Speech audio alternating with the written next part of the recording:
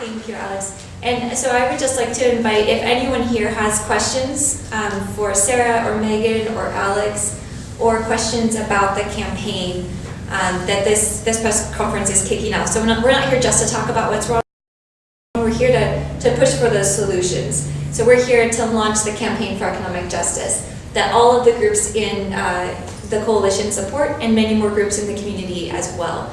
And so if anyone is interested in joining that campaign, you are welcome to join us next Monday evening at 5:30. We'll have our coalition meeting and then our campaign for economic justice meeting, where we'll talk about the next steps to push for a $15 an hour minimum wage and to support Measure 86 so that we can stop hearing stories like this. So with that, does anybody have any questions for any of the speakers or comments? In Seattle, I know the minimum wage is like 15 or something like that. And how is that? Is that working out pretty good? Has anybody heard anything? Well, it's not going up to 15 right away. They had a several-year phase-in, and there's multiple tiers for different size businesses. Right. However, CTAC passed a $15 an hour minimum wage a few months ago, and theirs took effect right away. And that seems to be working out very well for them. The sky has not fallen. There's been Yeah, I totally agree. What's CTAC again? SeaTac is a small city outside of Seattle near the airport. So the initiative affects a lot of people who work at the airport. Other questions or comments? I just want to point out that for me, my job, even though I make minimum wage, 20% is taken away, so I technically make $7.36 an hour. Yeah, we know the people who work for minimum wage don't actually get that, what is it, 19,000 in their pockets to actually get those. And I'd like to share a personal story. That's part of the reason that, it's heartbreaking for me as a mother, to have both of my sons, being raised here in the Rogue Valley, have to join the military because, they know friends that have gotten into the student debt and all, and they're in the military, and it just breaks my heart because, I want them home, and with these wars that are, they talk about, and it's just devastating, how they can't find work here in the Rogue Valley, and so they had no other option but to go into the military, so that's hard.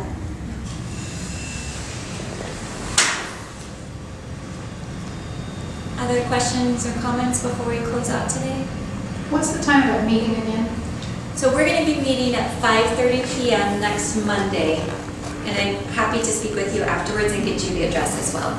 It's an open meeting, everyone is welcome, and we will be talking about those next steps so that we can work towards these solutions so that, our boys don't have to grow up and not have options, feel forced into the military if that's not what they would choose otherwise. Would you tell us about a recent publication called The Wage Gap? The Wage Gap Report was released by Oregon Action and the Alliance for a Just Society, and it's what Alex was talking about basically. It really analyzed the data that was available from the Bureau of Labor Statistics and all of these sources and brought them together to create a complete picture of what's happening for Oregon's working families. And what the report found is that there is a gap of about $7 between the Oregon's current minimum wage and what it would actually cost for an individual, not even for a family, but for an individual to actually meet the cost of living in the state of Oregon without anything extravagant, just rent, food, childcare, those types of things, and then also being able to deal with an emergency or plan for the future. And could you tell us if there have been or are going to be efforts to widely distribute this report? So the report is available online at the Oregon Action website, and it has been sent out to all of the coalition members. If anyone here would like a copy, I'm happy to get a copy for anyone who's in the room. It is specific to Oregon, and there's also a national report so that you can kind of compare how our state is doing compared to the national picture. And there are some local families that were interviewed to create context for the numbers. And so some of those stories are in the report as well, and I would urge anyone who hasn't seen it to get a hold of me, and I would be happy happy to get you a copy. Great, yep. I just have a suggestion. The Rogue Valley is not Seattle. I don't think $15 an hour, I don't know anyone who doesn't have at least a college education in this valley who makes $15 an hour. I mean, maybe if you have a college education, you might start at $15 an hour here. You know, it's just totally different. I think you should head more for maybe $12 an hour. That would be, most people who are starting a job in this valley, a regular pay would be $9 an hour.